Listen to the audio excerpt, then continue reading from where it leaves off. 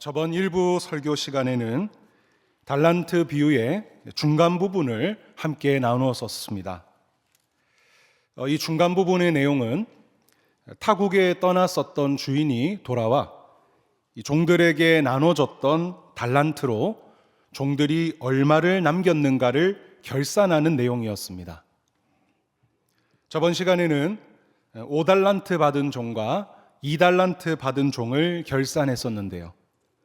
이 두 명의 종은 딱 주인에게 받은 만큼 남겼었습니다. 이것은 장사 수완이 좋아서 엄청난 수익을 남긴 것이 아니었습니다. 그 당시 이 돈으로 뭘 해도 남길 수 있는 아주 기본적인 수익이었습니다. 하지만 이 수익을 받은 주인이 두 종을 향해 착하고 충성된 종이라고 칭찬을 합니다. 이것을 통해서 이 주인이 종들에게 바랬던 게 뭐였는지를 우리가 알 수 있었는데요. 주인이 바랬던 건 엄청난 수익을 벌어오는 것을 바란 게 아니었습니다. 바로 이들이 신실하게 일하기를 원했던 것입니다. 이어서 오늘은 달란트 비유의 마지막 부분을 살펴보고자 하는데요. 3명의 종들 중 바로 마지막 종인 1달란트 받은 종에 대한 내용입니다. 24절 말씀인데요. 제가 읽도록 하겠습니다. 1달란트 받았던 자는 와서 이르되 주인이여 당신은 굳은 사람이라 심지 않은 데서 거두고 해치지 않은 데서 모으는 줄을 내가 알았으므로. 앞선 두 종에 이어 이번에는 이 1달란트 받은 종을 결산하기 시작합니다. 그런데 이 앞선 2명의 종들을 포함해서 오늘 이 1달란트 받은 종까지 모든 3명의 종들을 결산할 때 공통점이 있습니다. 그것은 바로 종이 먼저 주인에게 말을 한다는 겁니다. 주인이 먼저 종을 향해 어떤 말을 하는 게 아니라 종이 먼저 주인에게 어떤 말을 합니다. 5달란트 받은 종을 한번 보자면 20절에서 이렇게 말씀합니다. 5달란트 받았던 자는 5달란트를 더 가지고 와서 이르되 주인이여 내게 5달란트를 주셨는데 보소서 내가 또 5달란트를 남겼나이다. 종이 먼저 주인에게 다가오고 말을 합니다. 다음 2달란트 받은 종도 마찬가지입니다. 22절입니다. 2달란트 받았던 자도 와서 이르되 주인이여 내게 2달란트를 주셨는데 보소서 내가 또 2달란트를 남겼나이다. 두 종 다 주인에게 먼저 말을 하는 것입니다. 그런데 이 두 종이 말하는 내용이 거의 똑같습니다. 둘 다 주인에게 받은 달란트 플러스 자기가 일해서 번 달란트를 주인에게 가지고 와서는 내가 주인에게 이만큼 받았는데 이만큼을 일해서 더 남겼습니다. 이렇게 말을 하는 겁니다. 자, 그럼 오늘 이 1달란트 받은 종도 똑같겠거니 싶은데요. 아닙니다. 이 1달란트 받은 종은 앞선 종들과 전혀 다르게 말을 합니다. 24절 말씀을 한번 보자면요. 우리 같이 한번 읽도록 하겠습니다. 1달란트 받았던 자는 와서 이르되 주인이여 당신은 굳은 사람이라.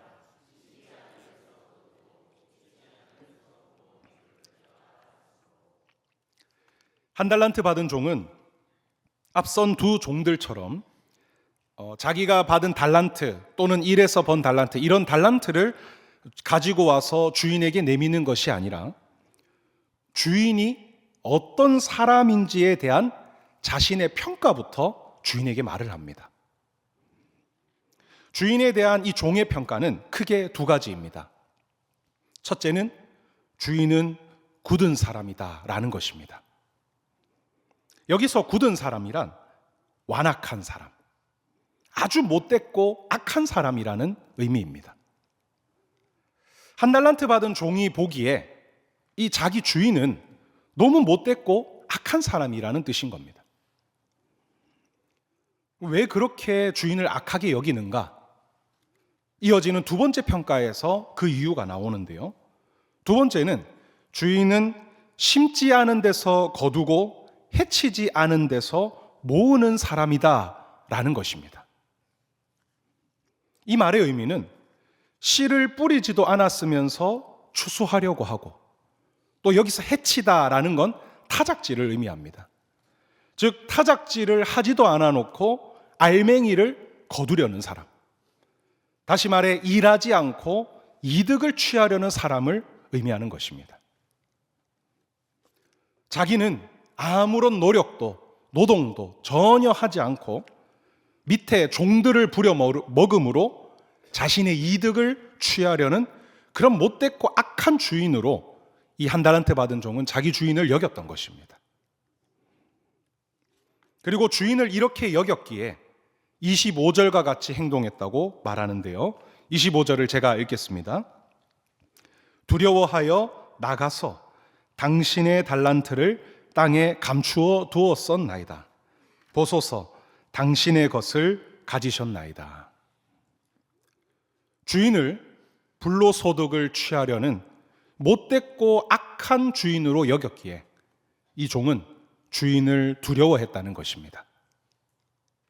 그리고 그 두려움 때문에 주인에게 받은 달란트를 그대로 땅에 감추어 두었던 겁니다. 그럼 이 종은 주인에게 어떤 두려움을 가졌던 걸까요? 도대체 어떤 두려움이길래 그 큰 돈, 이 달란트를 그대로 땅에다 묻어다 둔 것일까요? 바로 앞에서 살펴봤던 이 종이 주인을 어떻게 여기는가에 그 답을 찾을 수가 있습니다. 이 종은 주인을 자신은 아무 일도 하지 않으면서 종들을 이용해 많은 수익을 벌어들이려고 하는 주인으로 여겼다 했습니다. 그리고 이 종은 그런 식으로 달란트도 바라본 겁니다. 주인이 나에게 이 달란트를 맡긴 건 자신이 할 일을 나한테 떠넘기고는 나를 통해 엄청난 수익을 벌어들이려고 맡긴 것이구나, 이렇게 여겼으며, 더불어 그러지 않았을 시에 무서운 벌을 내릴 거라 여겼던 겁니다. 못됐고 악한 주인이기 때문입니다. 그래서 이 종은 달란트를 받음과 동시에 엄청난 부담을 느낍니다. 그리고 처벌에 대한 두려움을 그는 가졌던 것입니다. 하지만 자신은 그렇게 많은 돈을 벌 능력도 없고, 또 괜히 이 돈을 건드렸다가 수익을 버는 게 아니라 마이너스가 날까봐 그럴 시에 따를 그 징계도 그는 두려웠던 겁니다. 그리고 더불어 이 못된 주인에게 굳이 자기가 일해서 수익을 벌어다 주기도 싫었던 것입니다. 그래서 어떻게 했느냐? 받은 달란트를 그대로 땅에다 묻어다 두었던 것입니다. 앞에선 저도 과거에 이런 경험을 한 적이 있었습니다. 제가 첫 사역을 시작한 지 약 3년째 되던 해였습니다. 사실 처음 사역을 시작했을 때부터 이미 그랬지만 3년째 되던 해에 그 참아오던 게 폭발해서는 이해 초부터 사역이 너무 하기가 싫었던 것입니다. 사역을 왜 하는지를 모르겠는 겁니다. 도대체 내가 이 사역을 왜 해야 되는지를 모르겠고, 그러다 보니 사역에 기쁨도 없고 감사나 보람도 전혀 없었습니다. 그저 그냥 이 사역이 너무 하기가 싫은 겁니다. 도살장에 끌려가는 어떤 소와 같이 너무 고통스러운 마음으로 하는 것이었습니다. 그런데 사역을 그만둘 수 없는 이유가 딱 2가지였습니다. 첫째는 작년 말에 이 교회에다 내년에도 저 사역하겠습니다 라고 말을 했기 때문에 그만둘 수가 없었고, 두 번째는 하나님께 혼나고 벌을 받을까 봐 두려워서 그만두지를 못했었습니다. 사실 이 2가지 중에 2번째 이유가 훨씬 컸습니다. 내가 여기서 사역을 쉬거나 그만두면 하나님이 나에게 너무나 무섭게 화를 내시고 더불어 혼을 내시고는 그에 맞는 무서운 벌을 내리실까 봐, 그게 두려워서 그만두지를 못하겠는 겁니다. 그렇습니다. 그때 당시에 저도 하나님을 오늘 이 한 달란트 받은 종과 같이 아주 못됐고 악한 주인으로 여겼던 것입니다. 이 사역의 일, 사람들에게 복음을 전하고 말씀으로 양육하고 또 전도하는 이 일이 하나님이 하실 일인데, 이건 내 일이 아니라 하나님의 일인데 그 일을 목회자인 저에게 마치 떠넘기듯 맡기시고는 팔짱을 딱 끼고 네가 어떻게 사역하는지를 불꽃 같은 눈동자로 저를 지켜보시고 감찰하시면서 혹 내가 사역을 제대로 안 하면은 아주 불같이 화를 내시며 저주를 내리시는 분, 또 사역의 결과가 좋지 않아도 그에 대한 책임을 물으면서 벌을 내리는 분으로 저는 생각했던 것입니다. 딱 오늘 이 한 달란트 받은 종이 주인을 여기는 것과 똑같이 저도 하나님을 저를 이용해 불로소득을 취하려는 그런 악한 주인으로 여겼던 것입니다. 그러다 보니 사역은 하나님이 할 일을 억지로 떠맡아 하는 그런 일로 여겨졌고, 그러니 사역이 나와는 전혀 상관없는 일이자 너무 하기 싫은 괴로운 일이었으며 감사나 기쁨이나 보람이 전혀 없었던 것입니다. 오늘 이 한 달란트 받은 종도 동일했습니다. 25절에서 주인이 자신에게 맡긴 달란트를 가리킬 때 계속해서 쓰는 표현이 뭐냐면 당신의 이라고 표현을 합니다. 화면에 띄워졌는데요, 이렇게 되어 있습니다. 당신의 달란트를 땅에 감추어 두었었나이다. 보소서, 당신의 것을 가지셨나이다. 계속해서 달란트, 나에게 자신이 받은 달란트를 지칭할 때 당신의 것이다, 이렇게 지칭을 하는 겁니다. 이 달란트는 나와는 상관없는 당신의 달란트, 주인의 달란트라는 겁니다.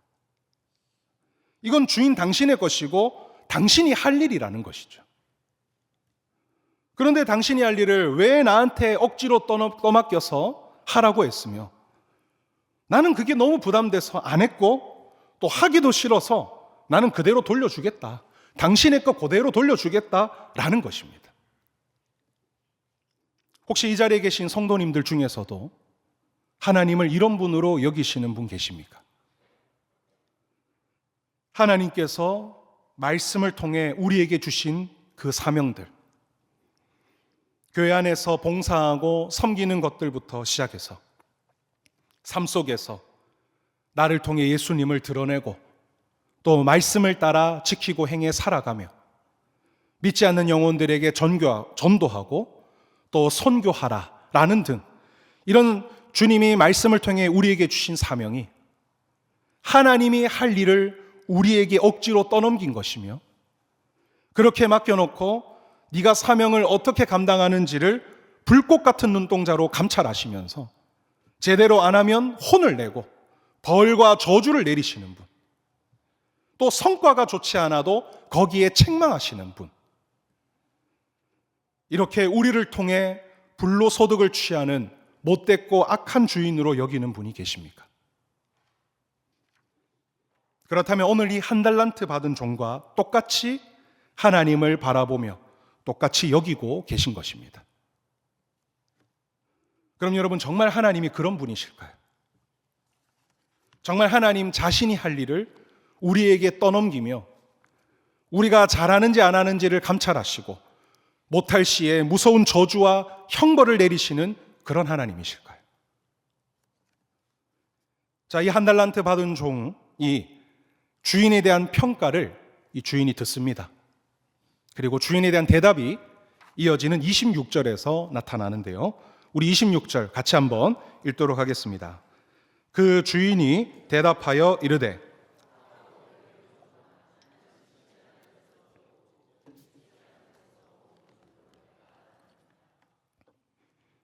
이 한 달란트 받은 종이 자신을 어떻게 여기는지를 주인이 듣고 보인 반응은 악하고 게으른 종아였습니다.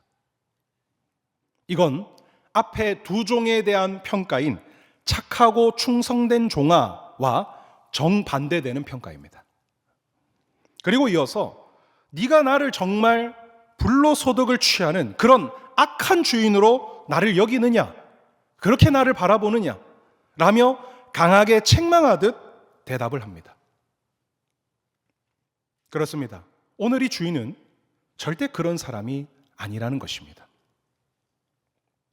만약 주인이 정말 이런 악한 사람이었다면 앞에 두 종들도 비슷한 반응을 보였어야 할 것입니다.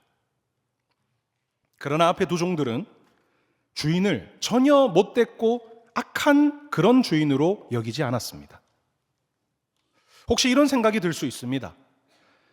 앞에 두 종도 마찬가지로 주인을 그렇게 여겼는데 그저 주인이 두려워서 티내지 못한 거고 억지로 일한 게 아닌가 라는 생각이 혹시나 들 수도 있는데요.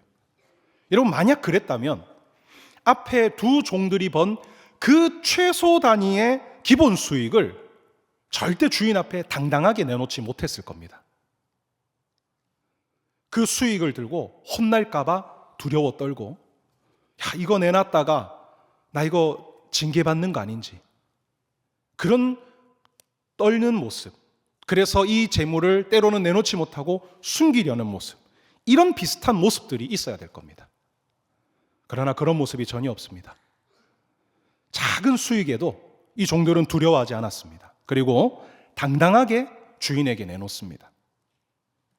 이것을 통해서 볼 때 앞선 종들은 주인을 전혀 악한 주인으로 여기지 않았던 겁니다. 그리고 더불어 이 달란트라는 단위의 엄청난 금액의 이 현금을, 이 액수의 돈을 사실 이 종들에게 맡길 시에 종들이 들고 도망칠 수도 있습니다. 이 달란트라는 엄청난 돈을 맡겼다는 자체가 뭐냐? 이들에게 어떤 착취를 위한 행동이 아니었습니다. 아무런 조건 없이 이 큰 금액을 이들에게 맡겼다는 그 자체가 주인은 이 종들을 신뢰했다는 겁니다. 더불어 이들을 그냥 한낱 종이 아니라 인격적으로 존귀하게 대했으며 기회를 주고자 했다는 것을 우리는 알 수 있는 겁니다. 그렇습니다. 이 두 가지를 볼 때 주인은 결코 악한 주인이 아니었습니다.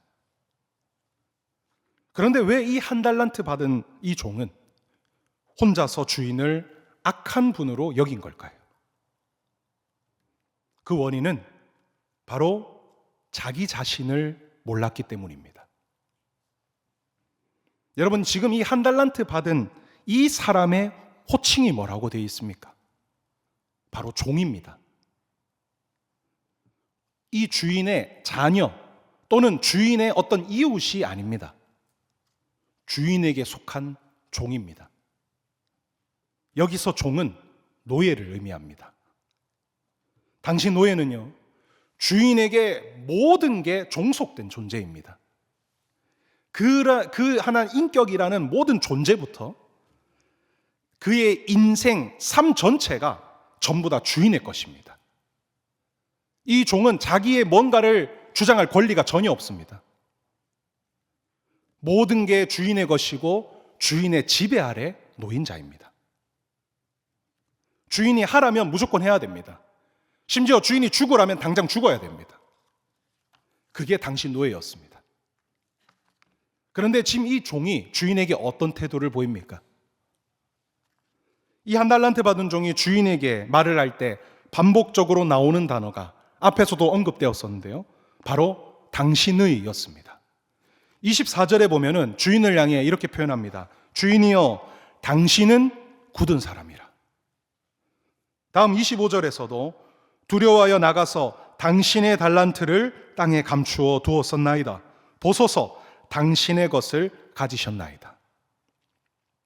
이 표현은 주인을 자신과 상관없는 존재, 나와 별개인 존재로 이는 여기는 것입니다.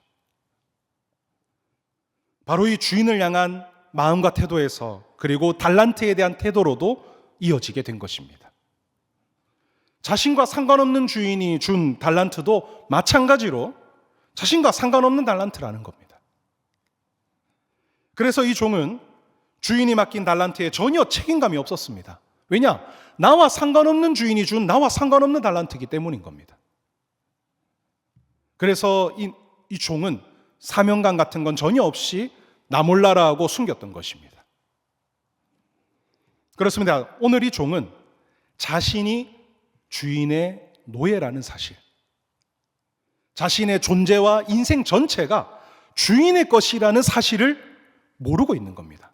아니면 알았는데 어느 순간 잊게 되었던 것입니다. 그러니 주인을 자신과 상관없는 남처럼 대하며 자신에게 준 사명인 달란트도 나와 상관없는 주인의 일처럼 나 몰라라 여기고 대했던 것입니다. 오늘 우리도 마찬가지입니다. 오늘 예수님을 믿는 우리가 절대 잊지 말아야 하며 늘 마음에 새기고 확신해야 될 것은 예수님은 우리의 주인이라는 사실입니다. 여러분, 예수님께서 아버지 하나님과 함께 이 세상 만물과 오늘 우리를 창조하시지 않았다면 우리는 존재할 수가 없습니다. 예수님은 우리를 이 땅에 존재하게 해주신 우리의 주인이십니다. 그런데 그것으로 끝이 아닙니다. 그런 우리가 선악과를 먹음으로 하나님께 범죄했습니다. 선악과를 먹은 건 우리가 하나님이 되고자 하는 반역의 행위였습니다. 그로 인해 우리는 죄가 생기게 되었고 그 죄로 인해 우리의 육신과 영혼이 다 죽게 되었으며 본질상 진노의 자녀, 죄와 사탄의 노예된 존재, 그래서 우리는 이제 비참하고 절망밖에 없는 그런 인생이 되었었습니다. 그런데 놀랍게도 그런 우리의 엄청난 죄값, 감히 그 무엇으로도 해결할 수 없는 그 무거운 죄값을 예수님께서 친히 대신 지시고 십자가 위에서 그 모든 죄값을 치르심으로 우리를 구원해 주셨습니다. 이것은 죄와 사탄의 노예로 팔려갔던 우리를 예수님 자신의 생명으로 값을 치르시고 우리를 다시 사신 것입니다. 고린도전서 6장 19절에서 20절에 이것을 말씀합니다. 제가 읽겠습니다. 너희 몸은 너희가 하나님께로부터 받은 바 너희 가운데 계신 성령의 전인 줄을 알지 못하느냐. 너희는 너희 자신의 것이 아니라 값으로 산 것이 되었으니 그런즉 너희 몸으로 하나님께 영광을 돌리라. 주님께서 우리를 자신의 생명으로 값주고 사신 것입니다. 그럼 이제 우리의 주인은 누구입니까? 예수님이십니다. 우리의 존재와 생명과 우리의 인생 전체가 다 예수님의 것인 겁니다. 우리가 이 땅에 존재하게 된 것부터 죄로 죽은 우리를 핏값으로 사신 것까지 예수님은 우리의 참된 주인이신 겁니다. 여러분, 우리가 이 사실을 정말 내가 깨닫고 알고 확신한다면 우리는 어떤 반응을 보여야 될까요? 첫 번째는 예수님을 나와 상관없는 그런 분이 아니라 예수님이 너무나 감사하며 나에게 있어서 가장 귀하고 소중한 분으로 여겨야 될 것입니다.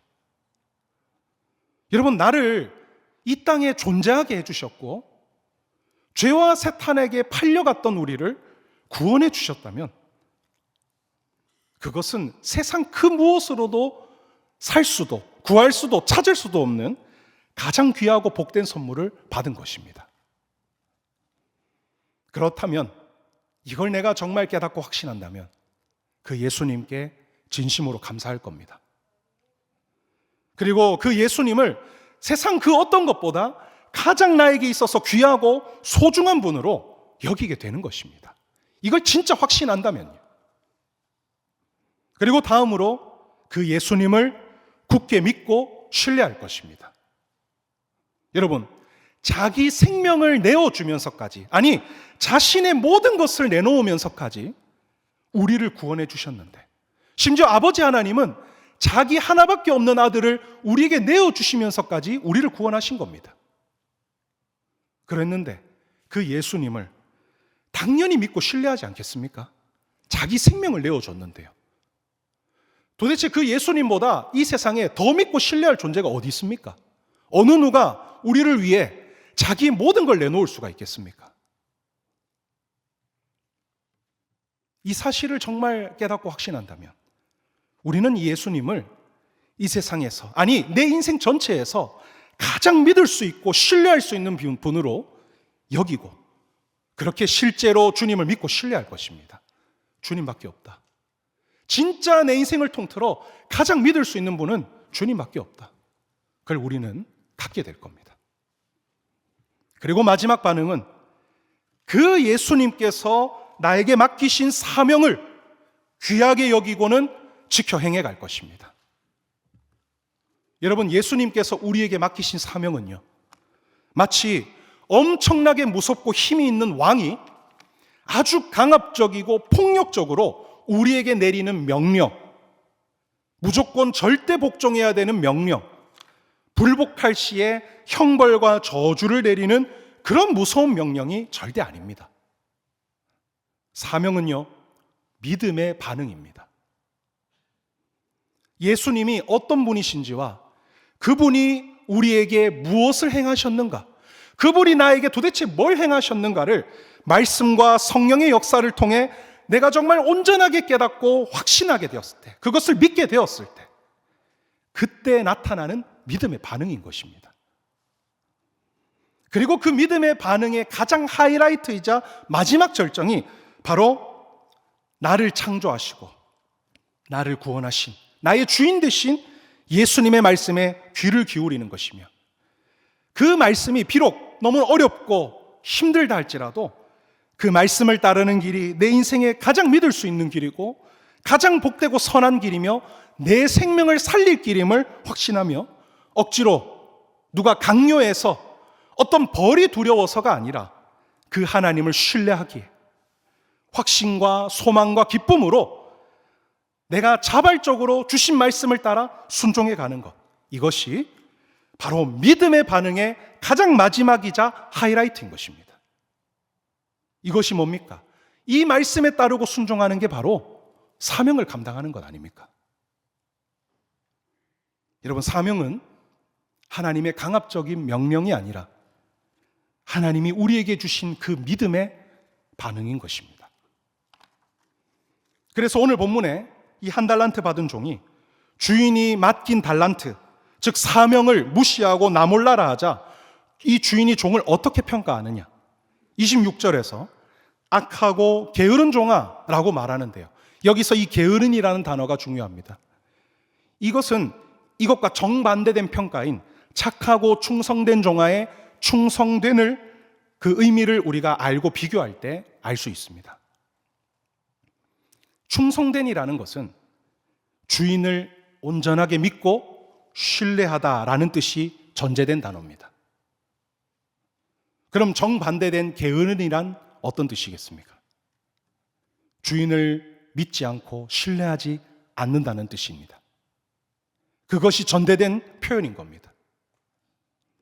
이 비유를 풀어서 우리에게 적용하자면, 우리가 만약 예수님이 주신 그 사명을 나와 전혀 상관없는 일로 여기며, 그래서 그 사명을 일평생 무시하고 등한히 하며 그저 내 할 일, 내 먹고 살 일만 하고 누리고 사는 사람은 어떤 사람이냐? 그는 예수님을 믿지 않는 사람입니다. 그는 예수님을 전혀 신뢰하지 않는 사람인 겁니다. 아무리 교회를 다니고 예배 자리에 앉아 있어도 그는 주님을 믿지 않는 사람인 겁니다. 그래서 이 한 달란트 종에 대한 마지막 평가가 무엇이냐? 30절을 보면 이렇게 평가합니다. 제가 읽겠습니다. 이 무익한 종을 바깥 어두운 데로 내쫓으라. 거기서 슬피 울며 이를 갈리라 하니라. 이 종을 무익한 종, 다시 말해 쓸모없는 존재라고 표현합니다. 그리고는 바깥 어두운 데로 내쫓으라고 말하는데요, 이 바깥 어두운 데라는 것은 하나님과 전혀 상관이 없는 곳, 하나님의 은혜가 전혀 미치지 않는 곳을 의미하며 바로 지옥을 상징합니다. 그렇습니다, 여러분. 내 한평생 예수님의 사명을 나와 상관없이 여기며 무시하며 살아가는 것은, 그것은 예수님을 온전히 깨닫지도 믿지도 않는다는 것이며, 그것은 곧 구원받지 못했다는 것입니다. 여러분, 얼마나 무서운 말 아닙니까?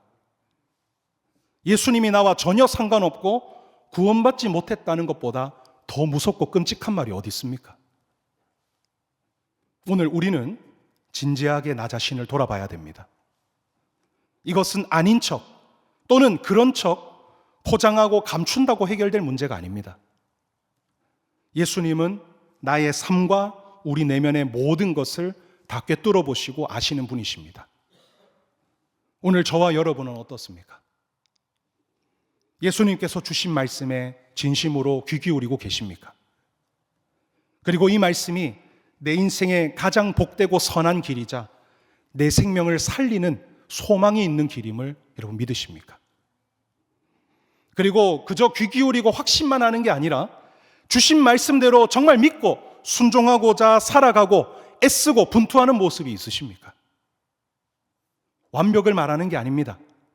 앞선 두 종이 이 사명을 아주 잘 감당해서 엄청난 성과를 거둔 게 아니라 그저 기본만 했던 것처럼 오늘 우리도 너무나 부족하고 연약하지만 그래도 포기하지 않고 끝까지 하나님을 믿고 신뢰하며 하루하루 말씀 앞에 내 생각을 부딪히고 내 삶을 부딪히고 내 죄악된 마음을 억지로 꺾어가며 그렇게 힘들고 어렵지만 한 걸음씩 말씀대로 내디뎌 가고 있느냐, 그거를 묻는 것입니다. 바로 그것이 예수님께서 오늘 성도된 우리들에게 가장 바라고 원하시는 모습입니다. 그리고 예수님의 재림을 앞두고 살아가는 우리가 그 재림을 위해 우리가 준비하고 살아가야 될, 끝까지 살아가야 될 바로 모습인 것입니다. 혹 예전에는 이렇게 살았는데 어느 순간부터 이 삶이 멀어지고 무너진 분이 계십니까? 괜찮습니다. 바로 오늘 말씀을 들은 이때부터 다시 시작해 가시면 됩니다. 다시 복음에 집중하시고 그 복음에 큰 은혜를 주신 예수님을 선명히 바라보고 붙드십시오. 그리고 감사와 소망을 가지고 주신 말씀이 내 생명의 길임을 믿고 힘들고 어렵지만 한 걸음씩 다시 걸어가시면 되는 겁니다. 바라옵기는 이 자리에 계신 우리 모든 성도님들이 예수님이 어떤 분이신지, 그분이 우리에게 뭘 이루어 주셨는지를 다시 마음 깊이 새기고 묵상하며 그 예수님을 내 인생의 참된 주인으로 모시고 그분이 인도하는 대로 살아가시기를 바랍니다. 그래서 여러분, 장차 우리 다 주님 앞에 설 것입니다. 그때 섰을 때 주님께서 잘하였도다 착하고 충성된 종아, 내 주인의 즐거움에 참여할지어다, 이 말을 듣는 우리 모든 성도님들 다 되시기를 주님의 이름으로 축원합니다. 기도하겠습니다. 하나님, 오늘 달란트 비유의 마지막 부분의 말씀을 함께 듣고 나누었습니다.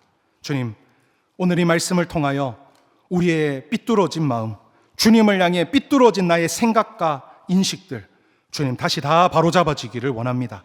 그리고 주님, 주님을 나의 참된 인생의 주인으로 여기며 주님의 말씀을 따라 그 인생 살아가는 그런 우리 모두가 되기를 원합니다. 주님, 우리에게 믿음을 허락하여 주시옵소서. 우리의 완악하고 잘못된 마음들 다 깨어지게 하여 주시옵소서. 주님을 향해 온전하고 바른 믿음과 주님의 사랑을 맛보는 우리 모두가 되게 하여 주시옵소서. 예수님의 이름으로 기도드립니다. 아멘.